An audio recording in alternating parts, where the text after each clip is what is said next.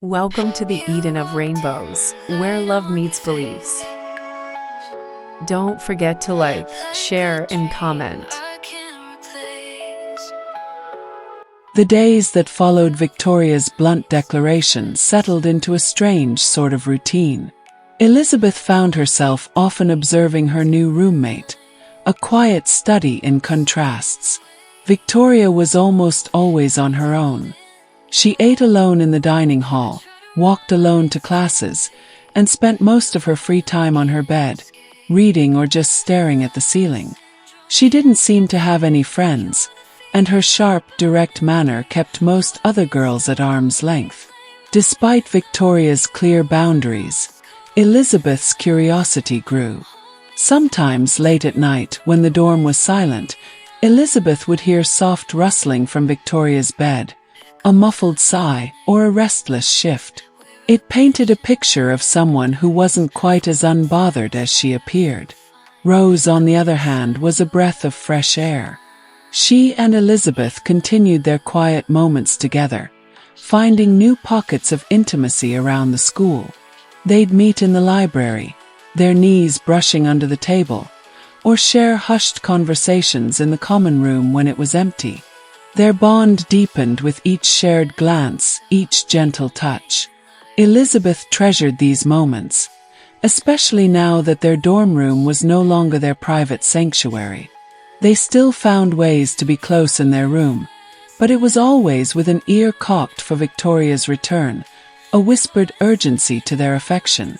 One afternoon, as Elizabeth and Rose were walking back from the science lab, they saw Victoria sitting alone on a bench outside the main building.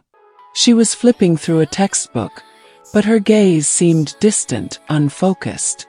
"She's always by herself," Rose murmured, a note of concern in her voice.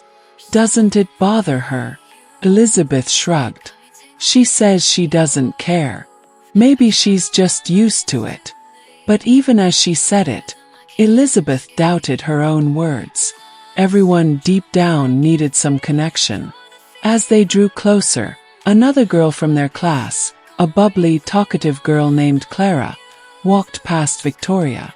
Clara paused, a bright smile on her face. "Hey, Victoria! How are you settling in?" Clara asked, her voice cheerful.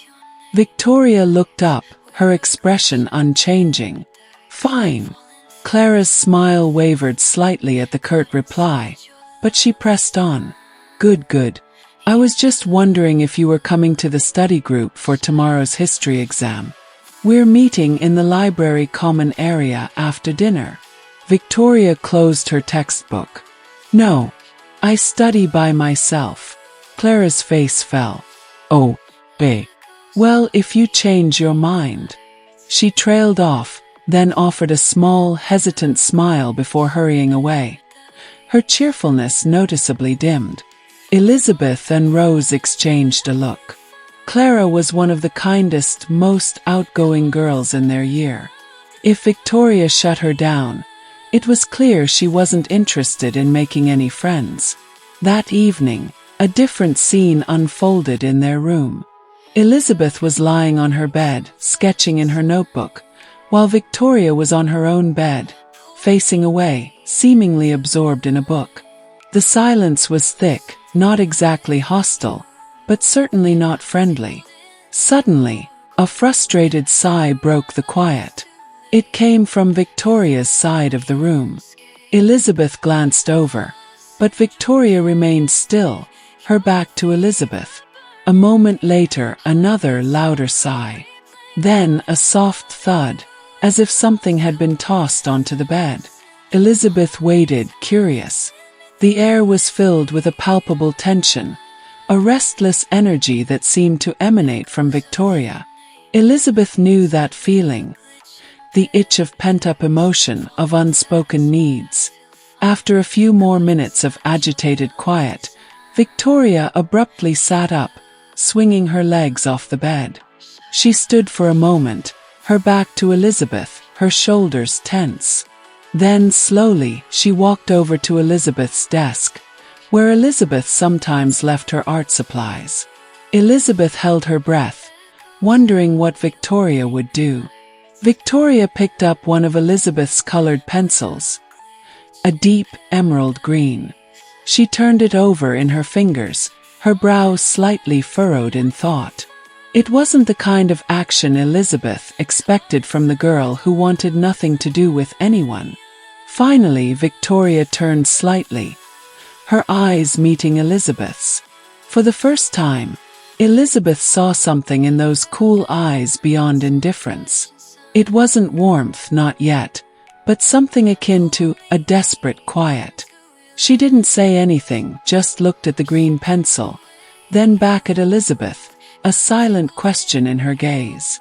Elizabeth, surprised by this small, uncharacteristic moment, simply nodded. "You can keep it," she said, her voice gentle. "If you like green." Victoria's gaze lingered on Elizabeth's for another moment. Then she gave a barely perceptible nod, her lips pressed into a thin line. She took the green pencil back to her bed, sat down, and for the rest of the evening, she just held it, turning it over and over in her fingers. It wasn't much, but in the quiet, sterile atmosphere of their room, it felt like a tiny, fragile bridge had just been built. A single glimmer of green in Victoria's carefully constructed world.